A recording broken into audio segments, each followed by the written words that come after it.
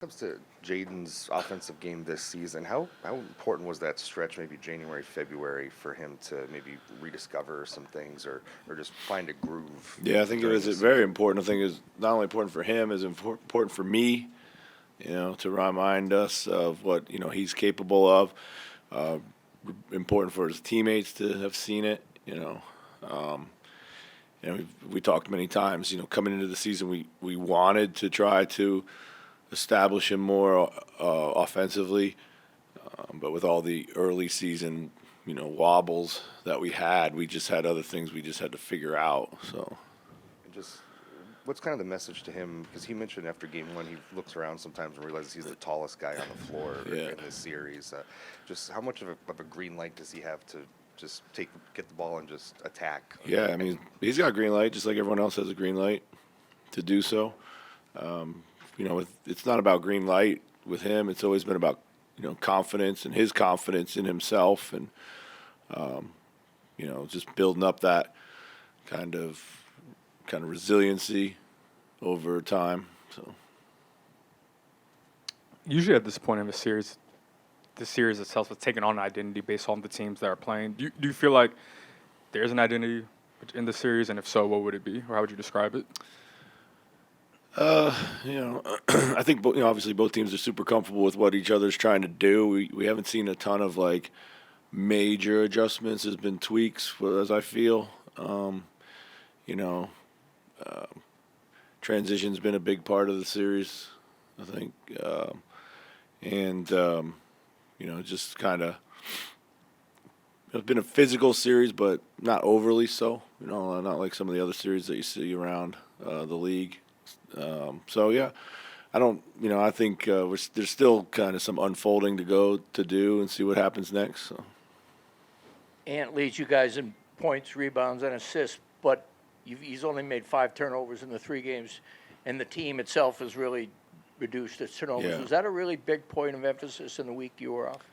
Well, it's been a big point of emphasis since January. We were terrible at taking care of the ball early on, and right now we understand how important taking care of the ball is and getting shots and winning that possession battle. So do you think it's just better focus on that particular aspect of the game? I think so. I mean, we make a big point of it for sure, but I think it's just generally guys are taking better care of the ball. So. Chris, over here to your Yeah. left. The quote Chris just mentioned about Jaden, I believe, was in the context of the Lakers not really having a rim protector. How big of an advantage do you feel like you guys have with your athleticism and explosiveness at the basket, and how much of that has been a point of emphasis for you as you've kind of tried to re-emphasize points with your team? Yeah, I think, there's a lot of ways to protect the rim. They do a really good job at the point of attack, having really a very tight shell, show multiple bodies to the ball. So being able to kind of solve that first and foremost is key. And once you're able to kind of maybe move them around a little bit side to side, then you can get into the paint. But it hasn't been easy to do. It's not an on-demand thing. We feel like we're generally an attack-minded team. We want to dominate the paint. We shoot a lot of threes, or try to shoot a lot of threes, but we also want to get to the rim first and foremost in all the ways that we can. So those are things that we just preach all the time. I don't think we've come into this series saying they don't have anybody at the rim necessarily, because we know how good their defense is on the perimeter. So. Because it's gotten some attention that Anthony Edwards has not gotten to the foul line at his usual rate. So how do you think the Lakers have figured out how to defend him without fouling? Well, they haven't. They just haven't he hasn't gotten the whistle, but he's done a really good job of managing his emotions around that. I find it hard to believe that you can go that many times and not get fouled. But there's a lot of bodies in there.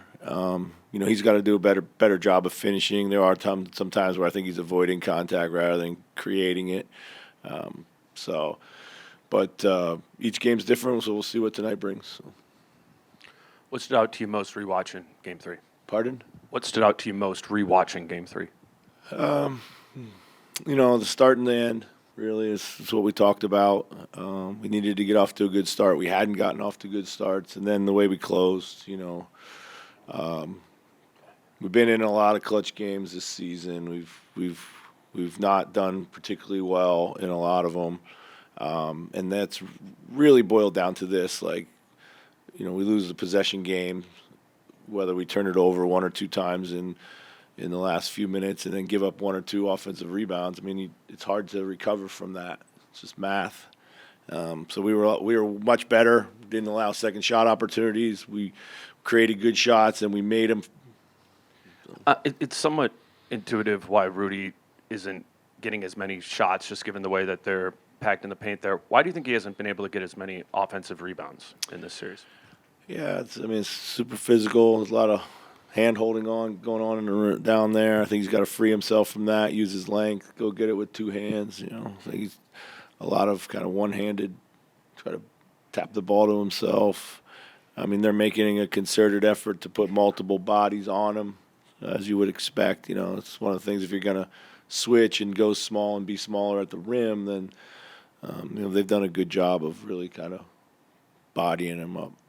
Chris, Mike has gotten picked on early in all three of these games, but has still found a way to be effective, particularly in the second half. Just what do you think about his game and his mentality throughout the game allows him to kind of stay in it and still find other ways to impact the game? Yeah, I mean, Mike's tough, mentally tough, physically tough. He's going to battle no matter what the matchup is, no matter what the circumstances are.